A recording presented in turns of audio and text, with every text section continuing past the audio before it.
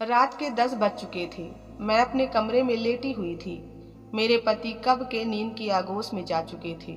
मुझे उन पर बहुत प्यार आ रहा था और मैं उनके चेहरे की मासूमियत को देख रही थी। वो हम सबका कितना ख्याल रखते और सारा दिन मेहनत करते थे। रात को जब थके हारे वापस आते तो मेरे पास इतना भी वक्त नहीं होता था कि मैं चंद घड़ियां उनके पास बैठकर उनसे पूरे दिन के हाल का आनंद ले सकूं या चंद प्यार भरी बातें करके उनकी थकान को हल्का कर सकूं। हम दोनों की मोहब्बत की शादी थी, लेकिन दोनों ही जिम्मेदारियों के बोझ तले ऐसे दब गए थे कि एक दूसरे को देने का वक्त ही नहीं मिलता था। मैंने आराम से अपने पति के बालों में हाथ फेरा तो वो नींद में भी मेरी छुअन को महसूस करने लगे। उनके चेहरे पर हल्की सी मुस्कुराहट फैल गई, जिसे देखकर मेरा दिल खुशी से बाग बाग हो गया। जी चाहा कि उनकी इस मुस्कुराहट पर कुर्बान हो जाऊं। तभी बाहर से आते हुए शोर पर मैं चौंक कर बेड से उठ खड़ी हुई। वह आवाज मेरे देवर की थी, जो ना जाने किस बात पर इतना तैस में आ गया था कि उसे घर में मौजूद लोगों के आराम का ख्याल तक नहीं आया। मैंने एक नज़र अपने सोते हुए पति पर डाली, जो अभी भी गहरी नींद में थे। फिर जल्दी से हालात का जायजा लेने कमरे से बाहर निकल आई तो मेरा देवर अपनी माँ और बहन से किसी बात पर बहस कर रहा था। मेरा उन सब के बीच में बोलना बनता तो नहीं था, लेकिन मुझे अपने पति के आराम की फिक्र थी। इसीलिए मैंने आगे बढ़कर देवर से कहा कि क्या प्रॉब्लम है, क्यों इतना शोर कर रहे हो? अपने भाई का थोड़ा ख्याल कर लो। वो सिर्फ रात में ही तो घर आते हैं, उन्हें आराम की जरूरत है। मेरी बात सुनकर देवर का गुस्सा कुछ ठंडा हो गया था। अभी वो चुप हुआ था कि सास ने आगे बढ़कर मेरे कंधे से पकड़कर मुझे दूर हटाया और कमरे की तरफ धकेलते हुए बोली, मेरे एक बेटे पर तुम अपना काया साया डाल चुकी हो, अब क्या दूसरे पर भी कब्जा करने का इरादा है? मैं हक्का बक्का उन्हें देखती रही कि मैंने तो सिर्फ अपने पति के आराम की बात कही थी। ऐसा क्या हो गया जो सास मुझ पर इस तरह भड़क पड़ी हैं? मैंने सवालिया नजरों से देवर की तरफ देखा, क्योंकि अभी तक मैं इस मामले से बिल्कुल अनजान थी कि आखिर ये लोग किस बात पर झगड़ रहे थे।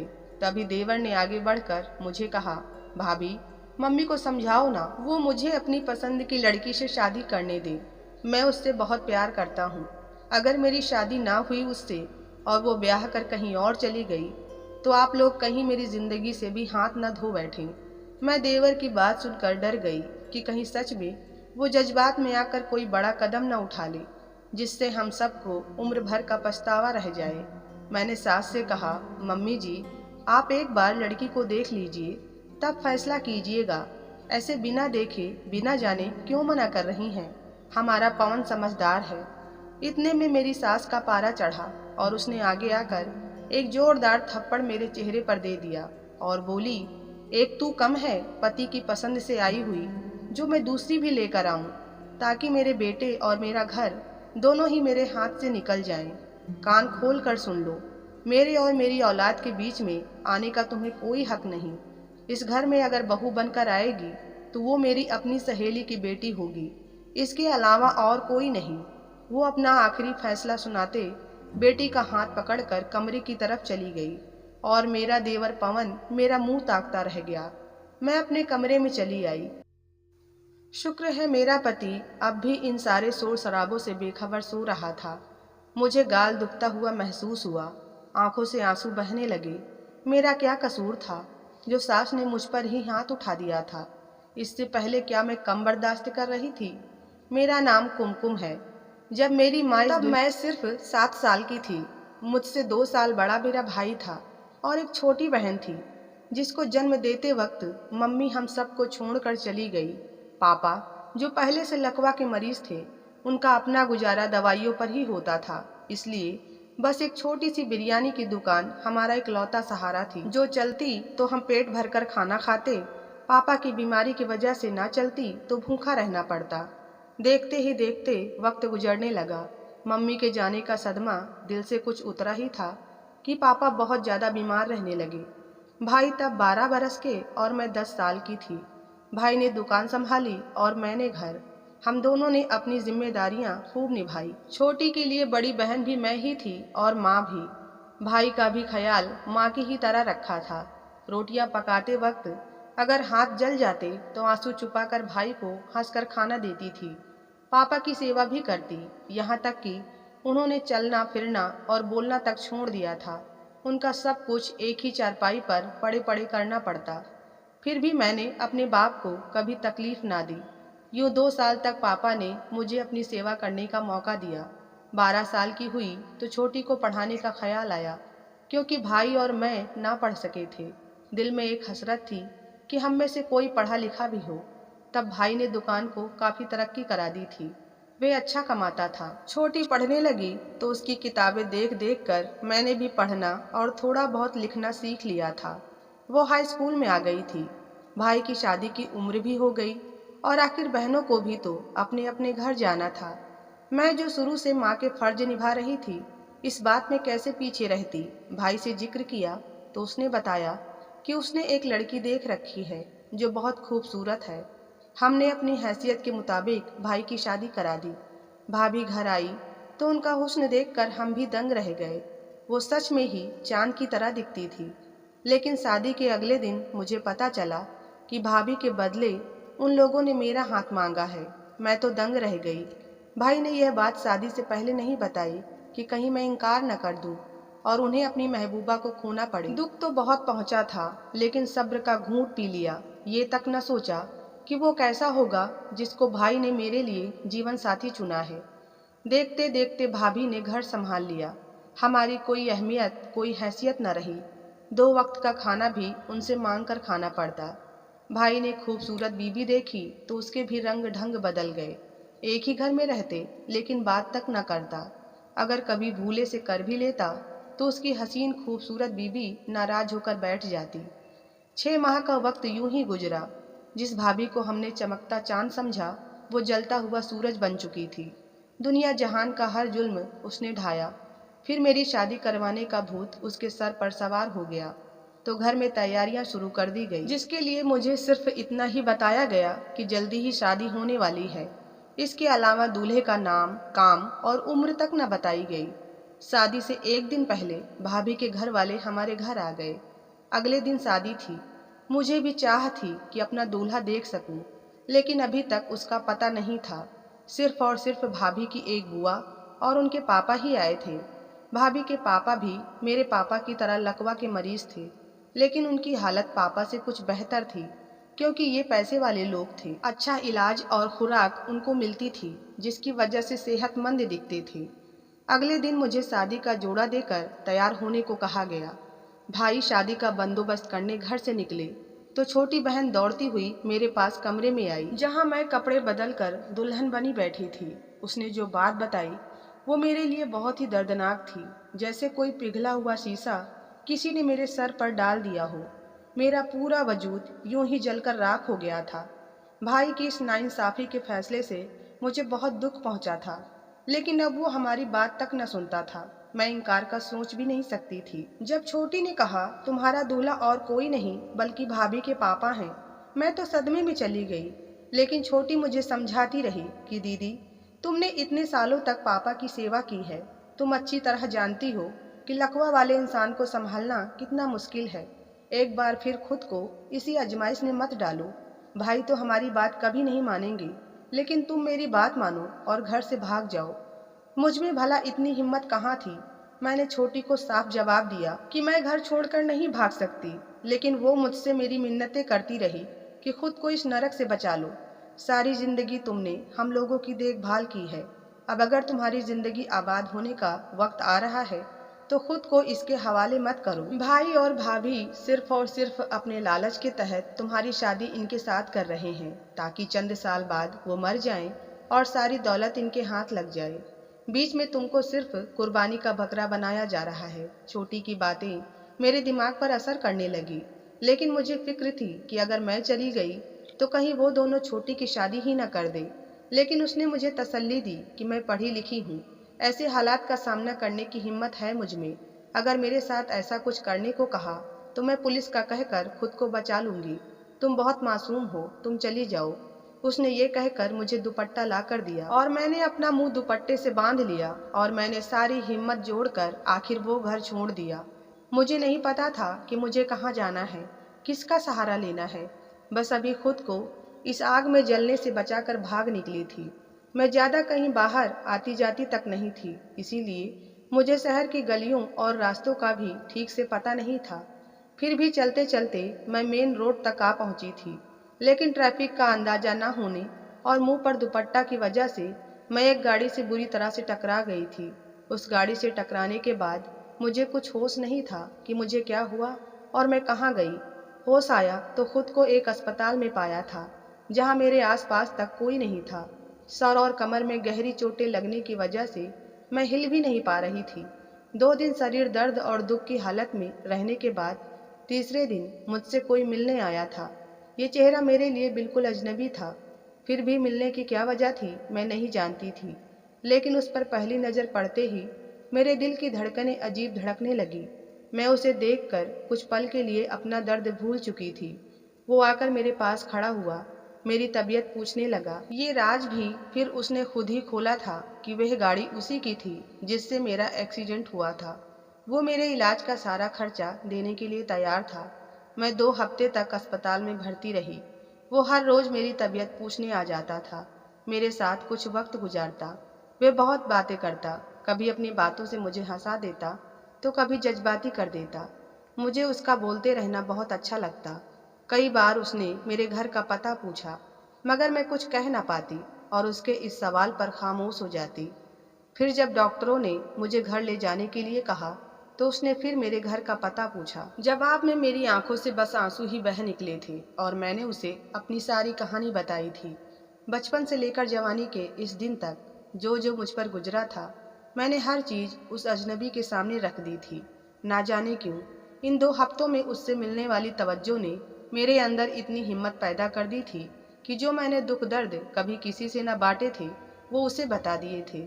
ये मेरी हिम्मत थी या उसका खूबसूरत चेहरा, मैं नहीं जानती थी, लेकिन जिस तरह उसने मेरा ख्याल रखा था, ऐसी तवज्जो मुझे कभी न मिली थी। इसीलिए मैं ये सब उसके सामने बयान कर पाई थी। आखिर अस्पताल से तो निकलना ही था। वो मुझे गाड़ी में बिठाकर अपने घर ले आया। पहले से कुछ बेहतर थी।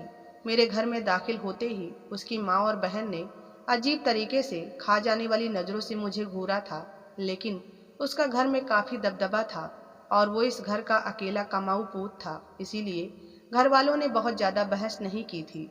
उसने माँ को बताया था कि उसकी गाड़ी से मेरा एक्सीडेंट हुआ है, इसीलिए ठीक हो जाने तक मैं यहाँ ही रहूँगी। बात तो अजीब थी, लेकिन उसकी मर्जी के मुताबिक सब चुप रहे। मुझे कमरा रहने के लिए दे दिया गया, जहाँ कभी उसकी माँ तो कभी उसकी बहन मुझे खाना देकर जाते थे। शाम को वो घर आता तो मेरे साथ कुछ देर बैठ जाता था। कभी दवाइयाँ तो कभी फल लेकर आता, जो उसके घर वालों को बहुत खटकता था। उसकी माँ और बहन घर के दरवाजे के पास चक्कर लगाती रहती थी। आखिरकार मैं पूरी तरह से ठीक हो गई तो घर के अगल बगल तक निकलने लगी थी। अब उसकी माँ हर रोज ही मेरे जाने का पूछती रहती।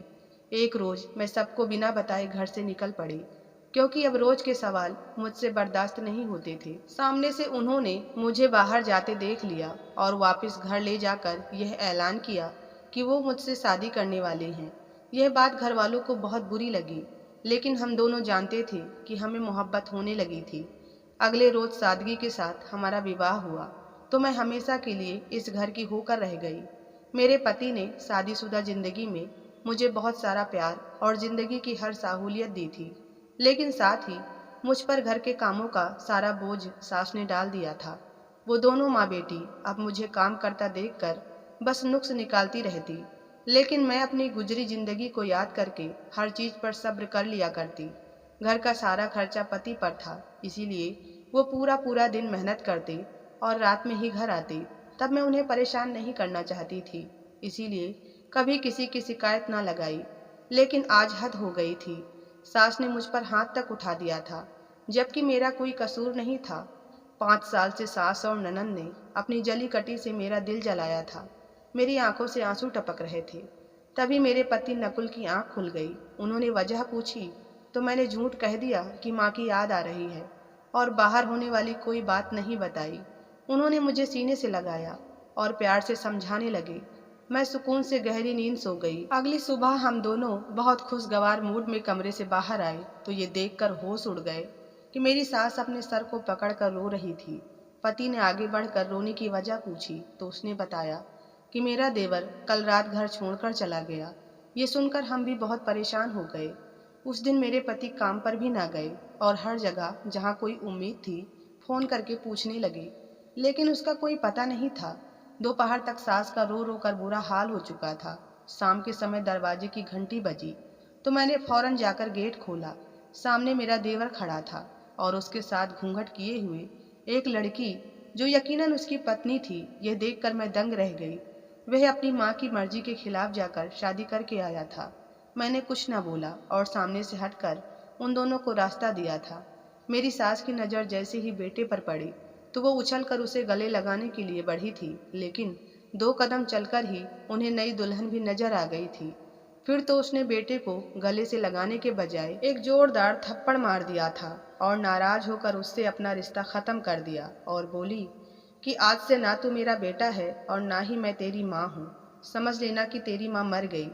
देवर ये शब्द सुनते ही माँ के कदमों में गिरकर माफी मांगने लगा, लेकिन उसकी माँ और बहन उसके सामने से हटकर अंदर चली गई। ये मेरे देवर और उसकी बीबी की जिंदगी की पहली शुरुआत थी, लेकिन चाहते हुए भी मैं उनका स्वागत नहीं कर सकती थी। मुझे कल रात इस मामले में बोलने पर सास की कही बातें याद थी, इसीलिए मैं जल्दी से अपने कमरे में चली गई ताकि अपने पति को बता सकूं कि उनका भाई घर आ गया है। वो ना जाने कहाँ परेशान होते रहे होंगे। मैंने फोन करके बताया तो उनकी भी टेंशन कुछ कम हुई, लेकिन मैंने अब तक उन्हें उसकी शादी का नहीं बताया था। घर में आज खाना तक नहीं बना, सभी लोग भूखे थे। मैंने सोचा पति आने वाले होंगे, इसीलिए जल्दी से किचन में जाकर खाना पकाने लगी। देवर ने दुल्हन को कमरे में बिठा दिया। तब तक मेरे पति आ गए। वो अपने भाई से पूछ रहे थे कि बिना बताए कहाँ गए थे। इतने में मैं भी किचन से बाहर आ गई और मेरी सास भी अपने कमरे से निकल आई। उन्होंने रोते हुए बड़े बेटे से शिकायत लगाई कि छोटे ने अपनी मर्जी से शादी कर लिया है। देवर ने भी कहा कि मैं बहुत वक्त से मम्मी को मनाने की कोशिश कर रहा था। सभी लोग आपस में उलझ पड़े थे। मुझे तो अंदर बैठी दुल्हन की फिक्र हो रही थी। ना जाने वो बेचारी इस शोर से कितनी परेशान हो रही होगी। मेरे पति ने सबको रफा दफा किया और मुझे सबके कमरों में खाना पहुंचाने का हुक्म दिया। मैंने सास और ननंद को खाना पहुंचाया और देवर के कमरे में ले जाने लगी तो उसने दरवाजे पर ही ट्रे मेरे हाथ से ले ली। मैं अपना और पति का खाना कमरे में लेकर गई। वो काफी परेशान और थके हुए थे। मैंने अपने हाथ से उनको निवाला खिलाया तो उनका मूड थोड़ा बेहतर हुआ। फिर उन्होंने बताया कि मम्मी जिस लड़की से पवन की शादी करवाना चाहती थी, माँ उस लड़की को इस घर की बहू बनाना चाहती थी। मम्मी की मुराद मुझसे पूरी नहीं हुई तो उन्होंने पवन के लिए फैसला कर लिया। अब घर आई दुल्हन को घर से निकाल तो नहीं सकते। उन्होंने मुझे कहा कि तुम कोशिश करना कि मम्मी और पवन की जल्दी ही सुलह हो जाए। मैंने हामी में सिर हिलाया। पति ने खुश होकर मुझे गले से लगा लिया। अगले दिन मैं इंतजार करती रही, लेकिन दुल्हन कमरे से बाहर न निकली।